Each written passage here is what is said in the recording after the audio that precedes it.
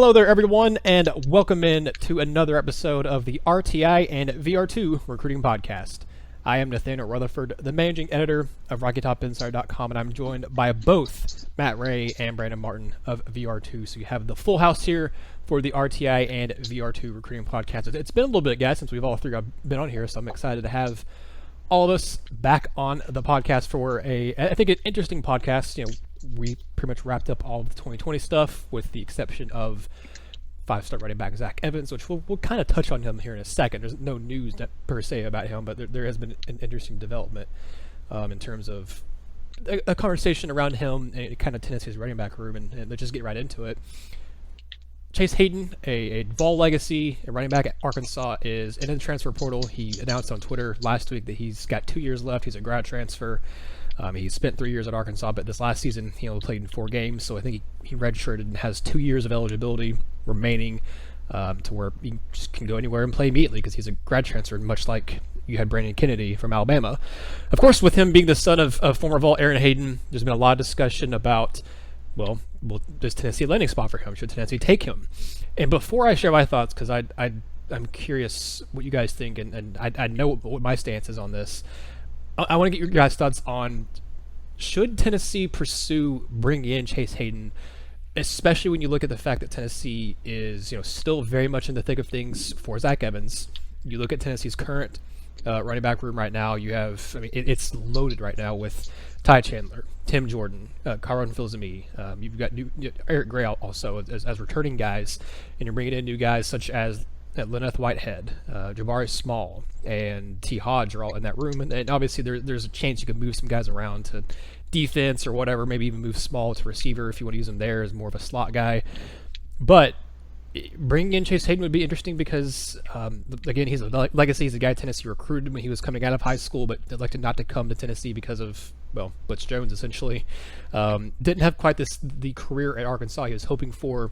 Experienced some coaching changes while there. He also dealt with some injuries. But Matt, I'll turn it over to you first, and then Brandon, I want to get your thoughts before I share mine. Do you think Tennessee should bring in Chase Hayden as a grad transfer? Because I think him having 2 years of eligibility is also interesting.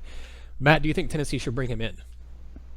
I'm pretty split on it. I don't have a problem with Tennessee bringing him in. The 2 years of eligibility is really nice. I think he's probably a really good guy for your locker room. Mm-hmm. He probably really fits what you want to do scheme-wise. With guys out of the backfield and that shiftier type runner. He didn't really catch a good break at Arkansas, but an all academic SEC team. Vol legacy.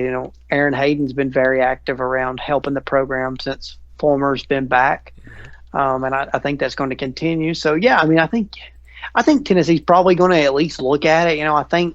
But then again, when you look, I think Tennessee's was probably done at the running back position until Zach Evans become a real option, and there's still the option of moving Hodge and Whitehead to linebacker, and there's still the option of an older back transferring.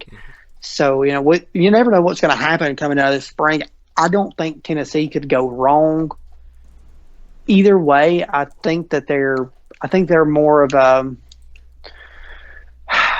I think it's a more surefire thing if they recruit Hayden over Evans. I think what you're getting with him. With Evans, you don't really know what you're getting. Is he going to show up? How long is this race going to take for him to show up? So yeah, I can see the pros and cons of recruiting Hayden. The 2 years of eligibility is what really puts a twist on it. And I think Tennessee would be smart to go after him. I really do. You've got to get guys like that in your program, and if Ty Chandler or Tim Jordan, either one, elected to leave, you add another quality back with SEC knowledge and how the game works. They can come in and plug and play right away. So yeah, either way for me, I'm fine. I don't know which way Tennessee's going to go, but I think they are going to go after him. Maybe. I could see it. What about you, Brandon? Do you think it's worth it to pursue Chase Hayden? I don't think you're going to regret bringing Chase Hayden into your program. He seems like a really high character kid. everybody at Arkansas, even though things didn't really go the way that he had thought and he had wanted there. Seems like everybody at Arkansas thinks highly of him, wishes him well, wants to see him succeed. I think a lot of folks at Arkansas feel bad for him because he walked into Chad Morris, and I don't think anybody saw Morris being as bad as he was at Arkansas, and it was awful. Tennessee needs somebody to pair with Eric Gray next season. When I say next season, at this point, I'm talking fall of 2021. Tennessee needs somebody that they are confident can share the load with Eric Gray in the 2021 season. Now, you've got some guys that you brought in that are freshmen in this class, but right now they're still unknowns. You don't know. Tim Jordan's going to be gone. Ty Chandler's going to be gone. There's not another body right there that's got running back experience that you're not rolling the dice on.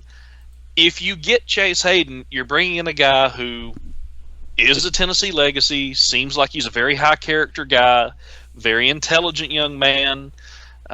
It's probably also worth noting that younger brother Dallin Hayden out at Christian Brothers in Memphis is also going to be up to be recruited at that time, and having big brother playing in Knoxville where dad's also a graduate from, played so well, made such a big name for himself. Those things are not going to hurt Tennessee's chances at all. Chase is a very versatile back. He's a 3-down back. He can catch the ball out of the backfield. He can do whatever you need him to do. He's very complete. He can complement whatever you want a guy to do. I don't think you're going to regret taking Chase Hayden. And strangely, I don't know if Tennessee takes Chase Hayden, and a lot of people feel like if Tennessee does go that route, then they're saying we are done with Zach Evans. I wouldn't be stunned to see Tennessee pull both if they thought they could. And it may make for a logjam at running back, but if you're worried about Evans keeping his head on straight and worried about Evans staying out of trouble, you've got a built-in insurance policy that you feel really good about in the first place in Hayden there. And Tennessee has got the spot to do it. So I think it'd be a smart move. I think they may wait a little while on it and see how things go with Evans first.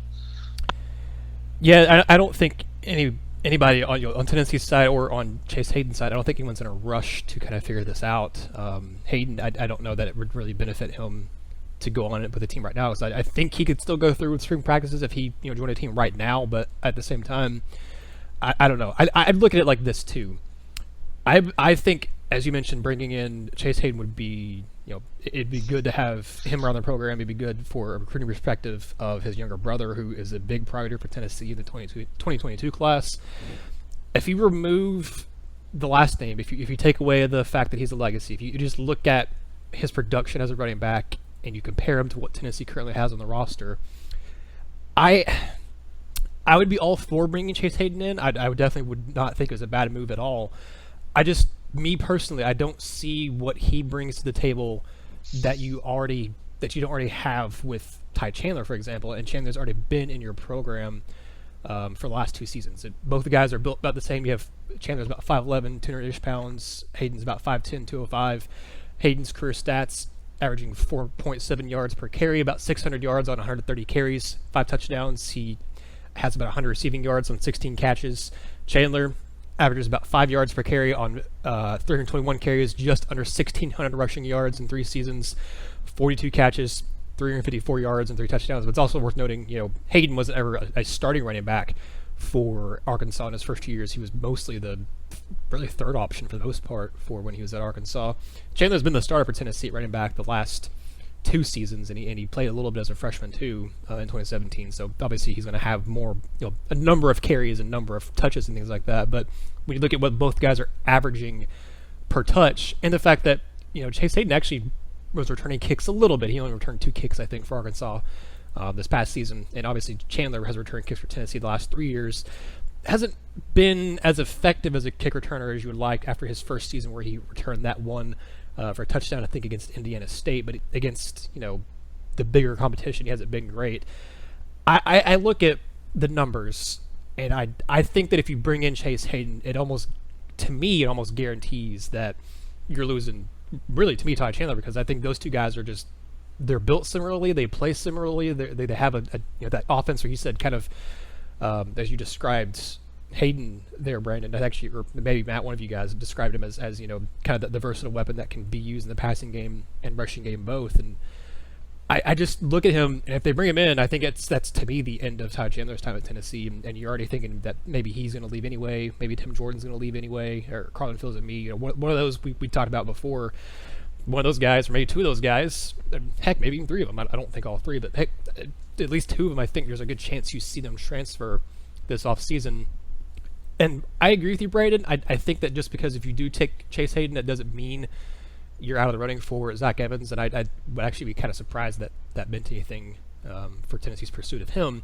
I just think if you bring in Chase Hayden, I would be just shocked if Ty Chandler remained on the roster, because Chandler and Gray are already similar enough as it is, and Gray just is a better overall athlete than what Chandler is. And if you bring in Chase Hayden, that's three guys who kind of do the same thing for you, and I just don't think there's room on the roster to have three guys who do the exact same thing at a position like running back.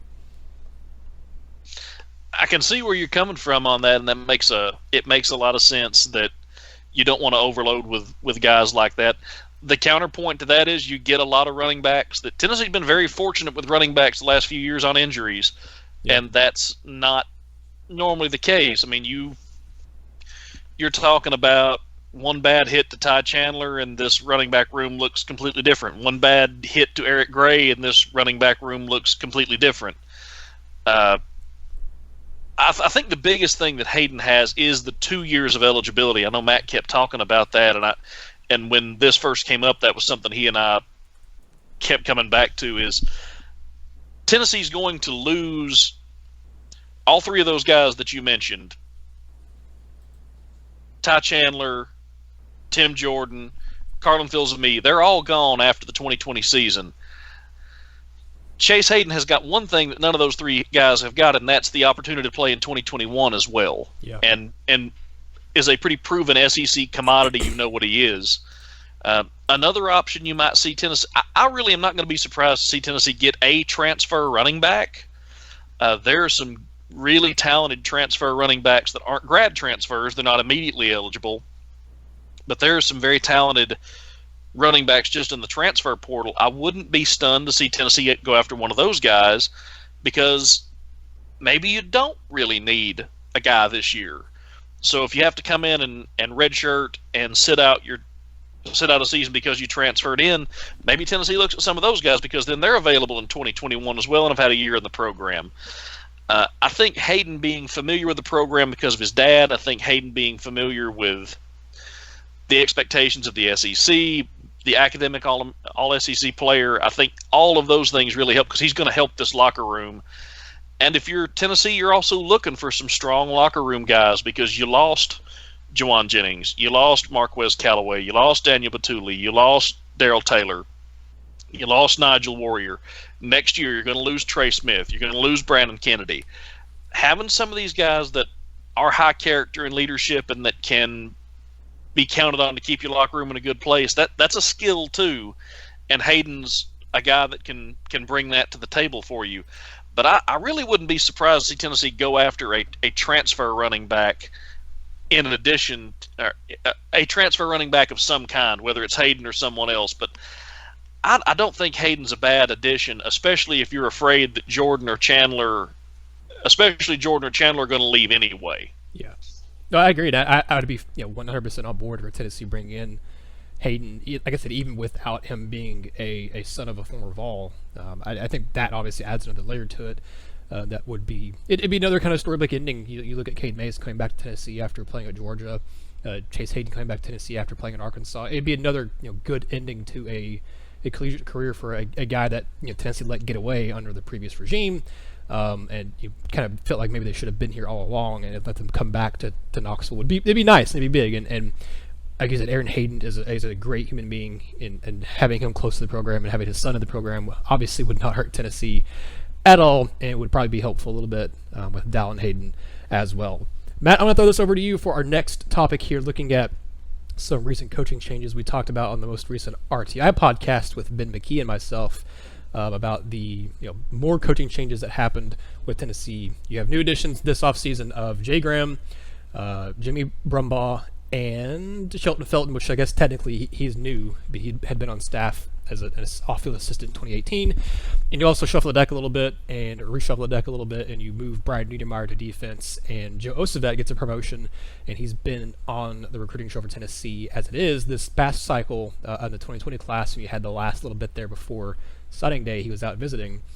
But Matt, I'm curious, how do you think all these coaching changes are going to affect Tennessee's recruiting ties in the 2021 class? Because I know, and I think it's pretty obvious to most people. You look at what Jay Graham brings, and not only can he recruit to the running back room, very well, but he has really strong ties to North Carolina. I mean, I think he's going to be probably Tennessee's main guy in North Carolina. With obviously, I think Niedermeyer and Winkie probably have some shots over at Charlotte still. But I'm curious if you have any more you want to add on to Jay Graham, and I'm also curious what you think about Felton and Brumbaugh, because I think Felton's ties are obvious to Chattanooga and Georgia, but I don't really know what necessarily the states or the areas that Brumbaugh kind of has recruited the most, where he did maybe in Kentucky. So I'm curious on your intel, Matt, of how you think these new coaching changes are going to affect Tennessee's 2021 class, and whether it's recruiting areas or the top targets. Because I also saw you, I think it was you, made a post on Twitter when Tennessee brought in Chip Long, actually, as an off-field analyst. You mentioned a tight end in the 2021 class that could help with Tennessee. So I'm curious your thoughts on, even if it's Chip Long, how this affects Tennessee's 2021 recruiting. Yeah, so I mean, going back to that talk with Chip Long, I mean, Kane Barong is the number one tight end in the country, depending on what site you're looking at, and he's one of those tight ends that's really more of a hybrid guy, but is probably the most polished blocker out of every one of these guys. So Tennessee really likes him, but was only able to get him on campus once, and he went to Notre Dame, fell in love, really liked what, the way Coach Long uses his tight ends. And I talked to Kane, and he's waiting to meet the new coach at Notre Dame and see how things go with that. And, he's not ready to back off of his commitment. He's handling it the right way. He knows he's got a lot of time remaining, and he'll take that time and he'll try to make it a decision that's best for him. But that's just another door open with that. Jay Graham obviously, has the North Carolina ties, and then you run into, he's been in Texas, he's been in Florida. He has spent a ton of time in the state of Tennessee, obviously, as a player, been here a couple of different times as a coach. So, I mean, he's got a handful of ties, and he's probably your best hire. But, talking about Jimmy Brumbaugh, that's a guy I really like. And, Bo Davis was the name thrown around, and we talked about Bo Davis. And I don't think you can go wrong with Bo Davis, but Brumbaugh in his own right has held his own, especially as an on-field coach. He's developed some really good players and has built a really good resume.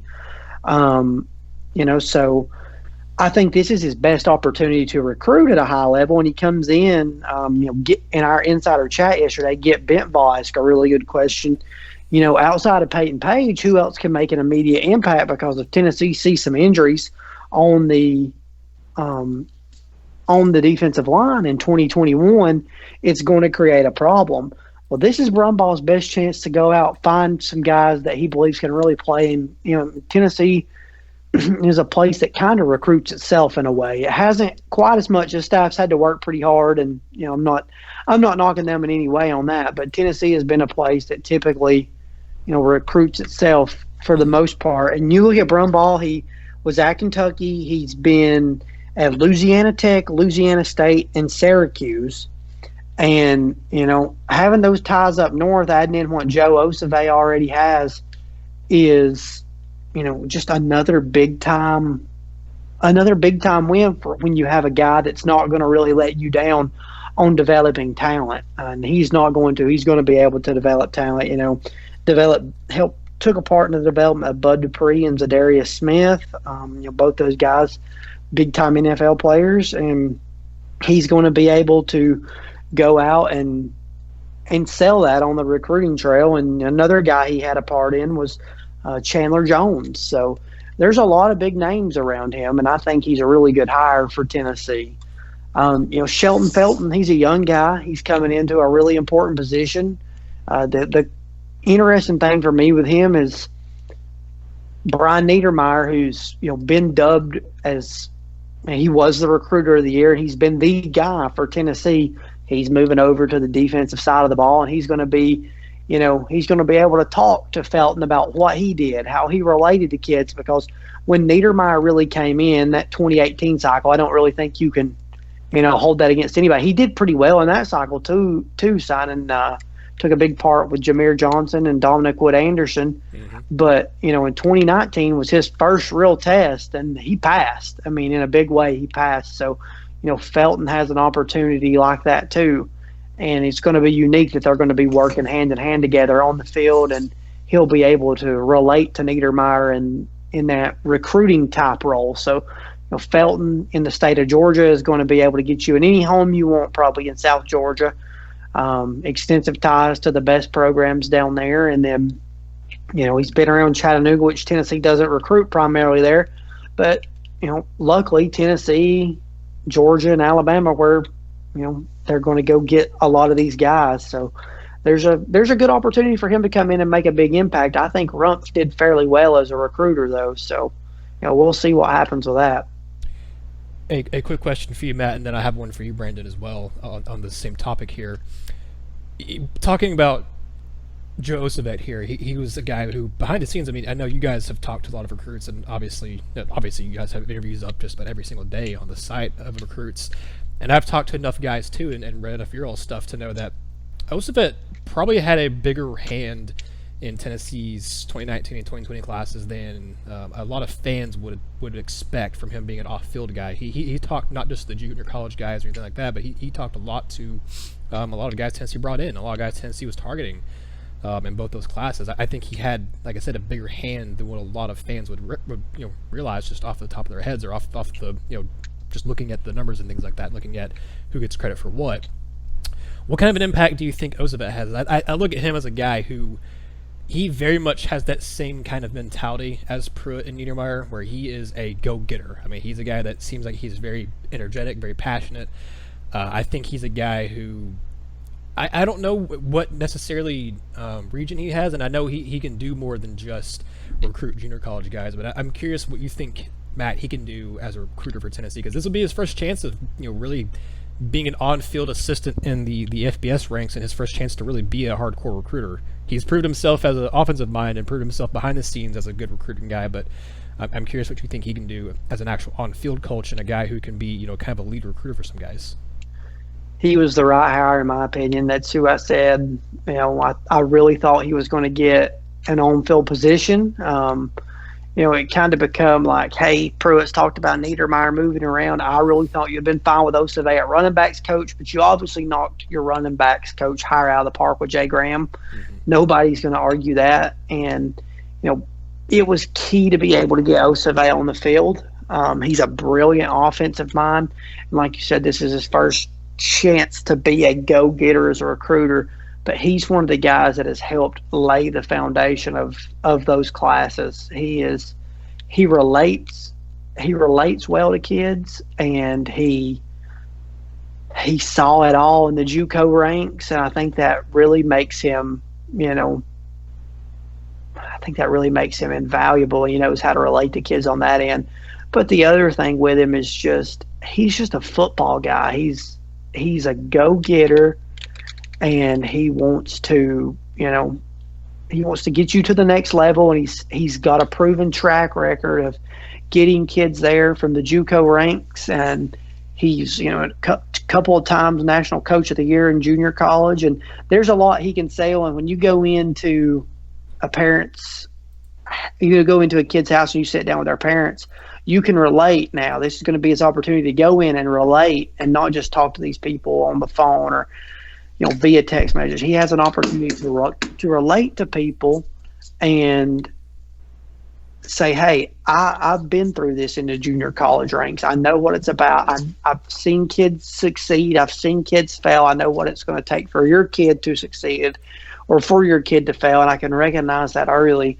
So I think he's going to be huge for Tennessee. He doesn't have a demanding workload. I mean, they're going to recruit some guys from up north, but he has an opportunity to key in on some guys and make a move and win some big time recruiting battles. Des Moines Robinson being one. Tennessee really likes Christian Velo, and if they decide to go that route on the quarterback position, then Osave has a foothold in the door there. So I really like Joe Osave as a recruiter. I really like Joe Osave as a coach. I think you're lucky to keep him in the program this long. And when you look at it, if you go back to that inaugural staff, Osave got an interview. Correct me if I'm wrong, Nathaniel, but I'm pretty sure Osave got an interview to be an on-field coach at the time. I think you're right, yeah. So, I mean, you're lucky to keep a guy like that in your program for so long, and I think he's going to knock it out of the park. I think he has a lot of opportunities in front of him, and he's just a really good guy that shouldn't have any problem recruiting at a pretty high clip. Let me ask you this, Brandon, and actually I'll want to get your answer to this too, Matt, but I want to get Brandon in here first to ask him this question. Looking at Tennessee's 2019 coaching staff and looking at, obviously Tennessee hasn't actually come out and officially welcomed in Brumbaugh or Felton to the coaching staff like they have Graham and announced the moves of Niedermeyer and Osave, but it's pretty much going to happen, just a matter of when Tennessee's going to announce it. But looking at Tennessee's 2019 coaching staff and looking at their 2020 coaching staff, in your opinion, Brandon, is this current coaching staff, the one heading into the 2020 season, is it an upgrade on a recruiting perspective for Tennessee? I don't think we'll know about coaching-wise until once we get into the season. And obviously, we won't know recruiting until they dig in and get to it. But you have a lot of guys who you brought in. Obviously, moving Niedermeyer, keeping on here with Osave, and Felton don't have a lot of experience as FBS recruiters, and obviously Brumbaugh does, but he hasn't recruited at a premier program in the SEC. He did recruit to Kentucky, but that's obviously a very different task than recruiting to Tennessee. Do you think this 2020 staff is an upgrade for Tennessee on the recruiting front over the 2019 staff? I think it is. Tennessee lost their highest-rated individual recruiter for this 2020 class in David Johnson. He was the highest-rated guy. Tennessee had a lot of Memphis targets this year. That's one of his sweet spots. He recruited it very, very well. I think Tennessee got pretty much everybody out of Memphis they really, really wanted. And David Johnson, in combination with Jeremy Pruitt, were a big reason why that happened. Johnson chose to go to Florida State, and that was that. And I was really wondering how Tennessee was going to replace that one, because I liked David Johnson on the field. I liked David Johnson off the field. I thought he's got a track record of developing guys and was a really good recruiter, was a big key guy in Memphis, and I was feeling like that was going to be a big loss. And then you roll in Jay Graham, and as much as I like David Johnson, as much as I think of him, you can't argue with Jay Graham. The production on the field, the guys he has been able to identify, the production of the running backs he has coached, the recruiting ties that he has. I think being a former player at Tennessee, and not just a former player, but one of the better running backs in the history of a program that has had some really good running backs come through, plus his coaching pedigree, that's kind of a home run hire there. You're not going to do any better than that. And for Tennessee this season, last year Memphis was a big target area. There's not a lot of guys in Memphis in this cycle Tennessee's going to look at, but there's a bunch of guys in North Carolina, which Matt and you had already talked about, Jay Graham's wheelhouse. You look at Brumbaugh coming in. Brumbaugh has done a good job recruiting at Kentucky. He has done a good job recruiting at Colorado for Mel Tucker, and Mel Tucker was running an SEC defense out there. He was going after guys that he felt like could play. I think Brumbaugh was a lead candidate on a 4-star guy that Colorado signed and another 4-star transfer that they landed. Brumbaugh was the lead recruiter for both of those guys. He's recruited guys to Kentucky that have gone on to the NFL and been very successful. I believe he was the recruiter on Josh Allen. Now, he wasn't there when Allen got there. He had left, but I believe he was the lead recruiter for Allen as well at Kentucky. So he's landed big-time SEC talent to Kentucky. He's landed big-time national talent to Colorado. I don't believe there's any reason to think he's going to struggle to do that at Tennessee. And Tracy Rocker is probably one of the top 10 defensive line coaches in the nation on field. Yeah. Tracy Rocker might be one of the bottom 10 recruiters in the country in that same group. And as an assistant coach at a school like Tennessee, that's half your job. That's at least half your job. You can't not do half your job and keep it. I think there's a reason Tennessee didn't fight harder to keep Rocker, as good a coach as he was, as highly respected as he was. We've had a lot of conversations on here about questions about his recruiting. We have seen Tennessee put other guys as the primary recruiters on major defensive line targets.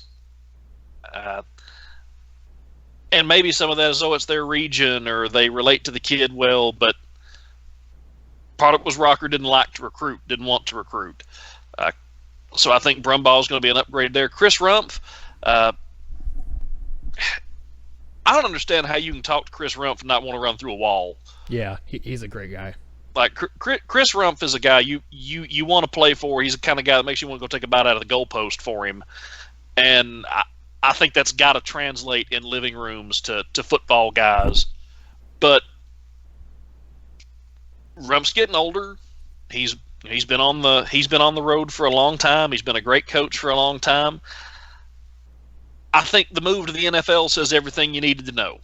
I think Rumpf was getting a little tired of the recruiting trail and the grind, and Tennessee is losing a lot of experience in Chris Rumpf, and they're losing a good recruiter, and they're losing an outstanding position coach.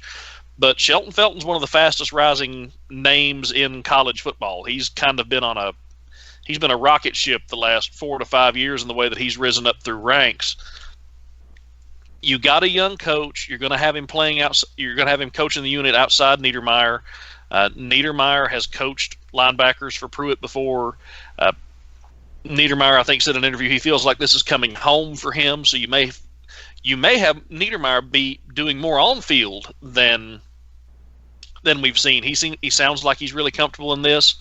He's going to be able to help Felton out a bit. Felton coached under Rumpf. He was a grad assistant at Tennessee while Rumpf was there, so he has seen how these guys do it. Jeremy Pruitt is noted not just for his defensive backs, but for the ability to identify and develop outside linebackers.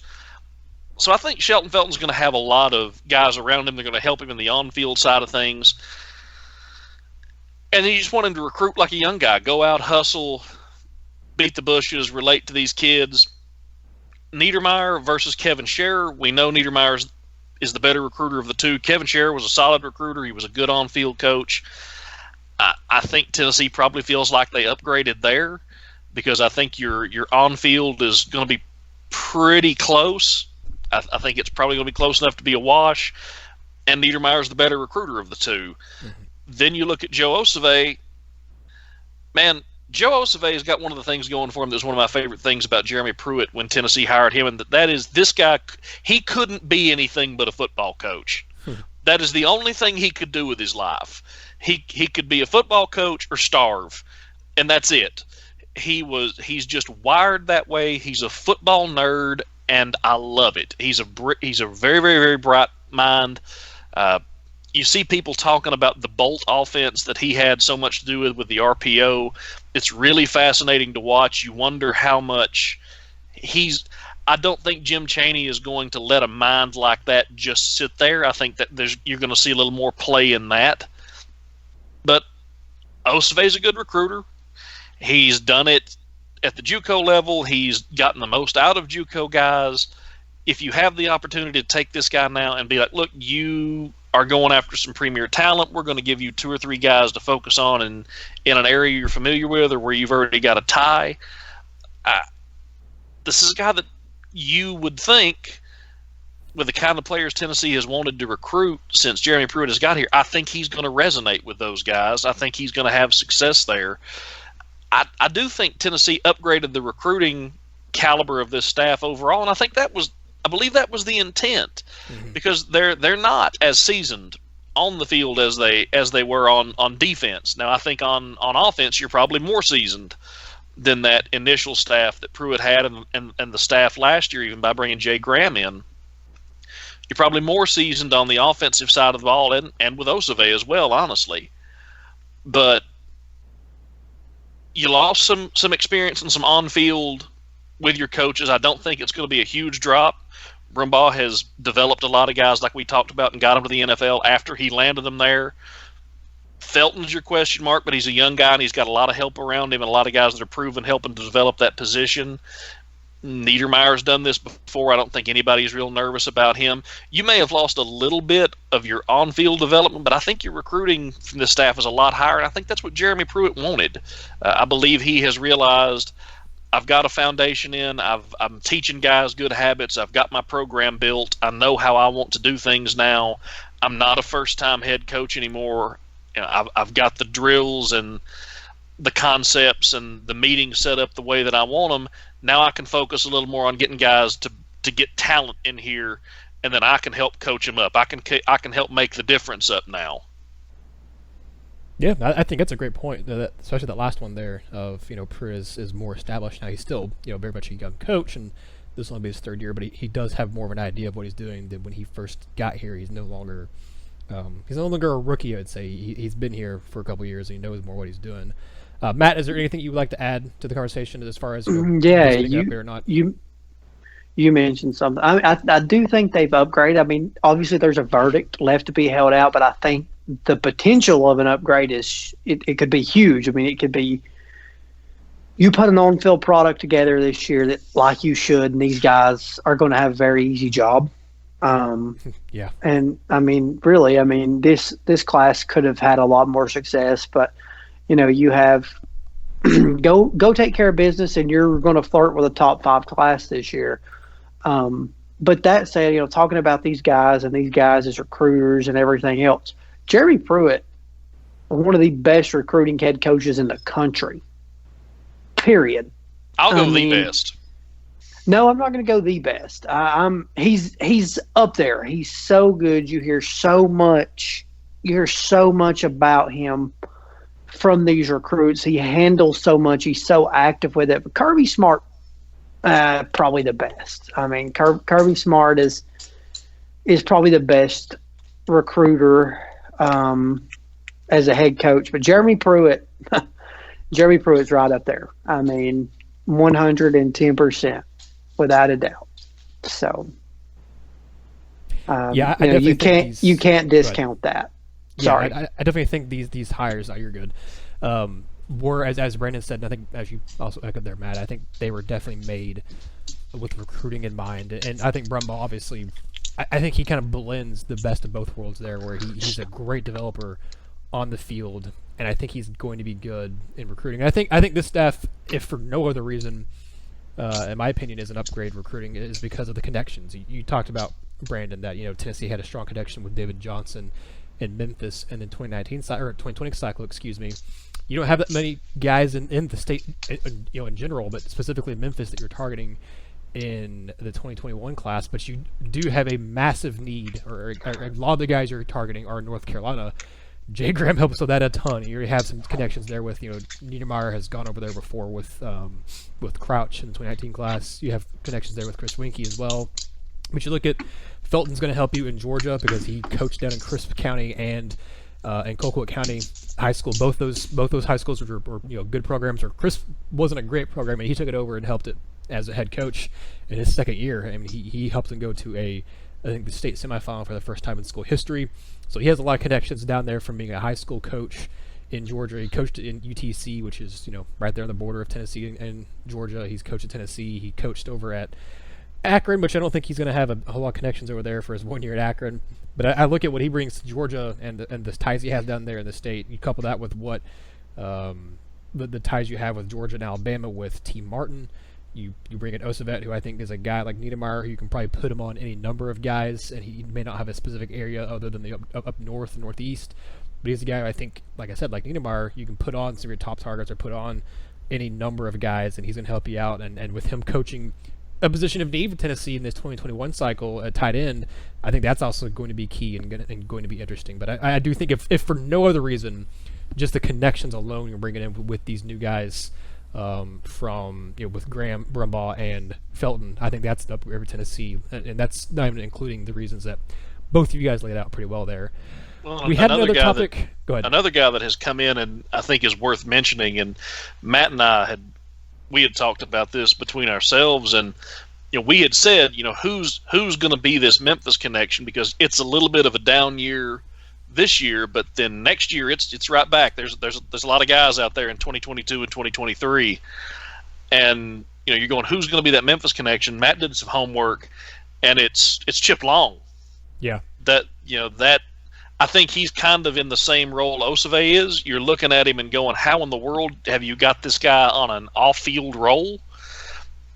He's going to be able to help behind the scenes. I think he's going to be able to help in some recruiting, but he has a lot of Memphis ties.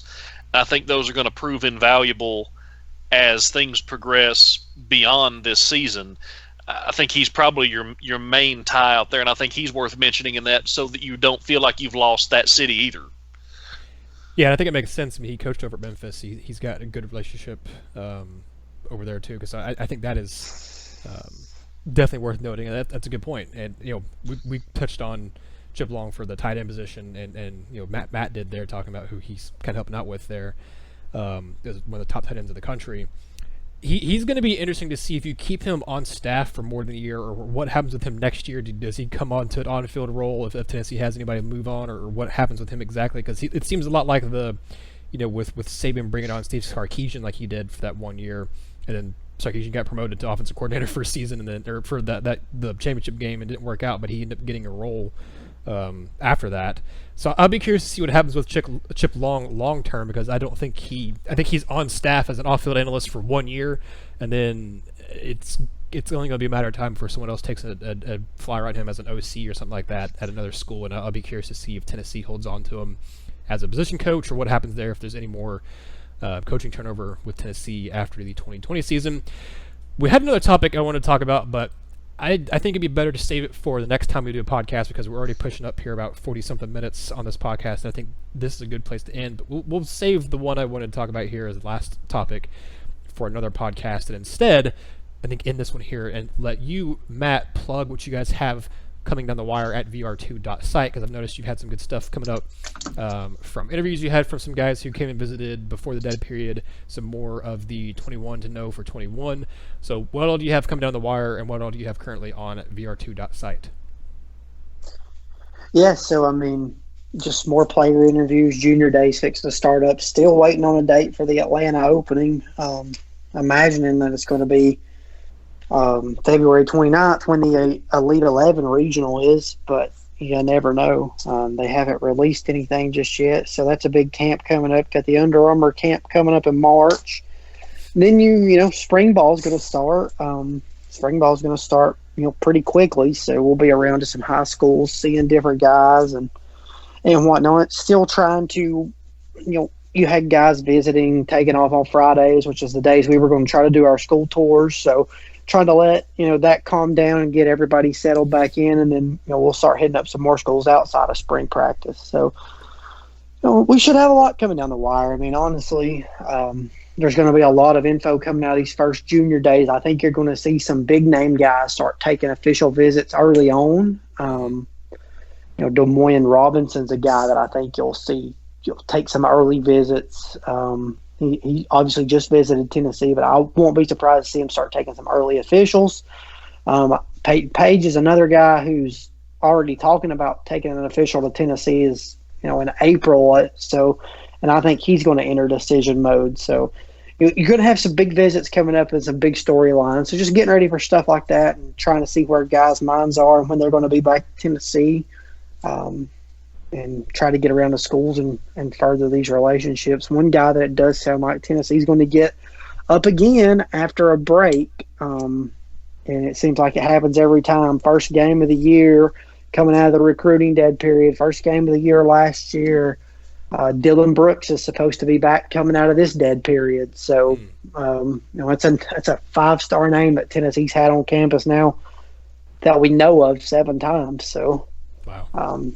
That's a really big name to know. So, man, that's a guy that we're going to talk about when we talk about the next topic in the podcast that we're going to hold over. So, what positions we think are most important, and Brooks plays one of those valuable positions. So, yeah, we'll have a lot coming up and hopefully be back on another podcast here towards the end of the week.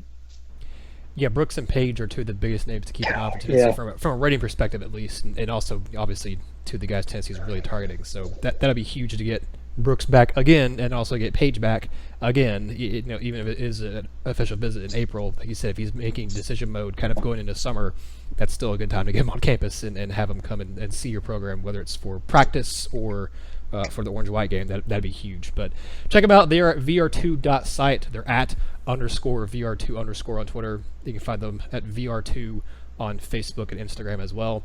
Check out RockyTopInsider.com. We've got basketball coverage, baseball coverage, Lady Vols coverage, and obviously we're going to have some football stuff more coming out here soon because spring practices are soon. We'll start having some position previews for you to get you ready for some position battles to kind of keep an eye on and stuff to look for the spring practices for Tennessee. The FPI just came out for ESPN, their preseason one, and Tennessee's in the top 25.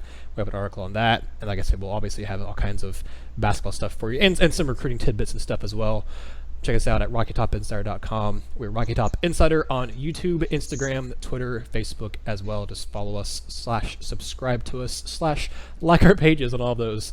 And we appreciate all of you for tuning into this episode. If you're listening to it on YouTube or just the regular way of podcasting, we really appreciate it. And all of you guys are awesome. We may have to do a mailbag episode here somewhat soon as well to get answer some of the questions you guys may have about Tennessee's recruiting efforts in the 2021 class. I'm sure Zach Evans and more. But until next time, signing off for both Brandon and Matt, I am Nathaniel, and this has been another episode of the RTI and VR2 Recruiting Podcast.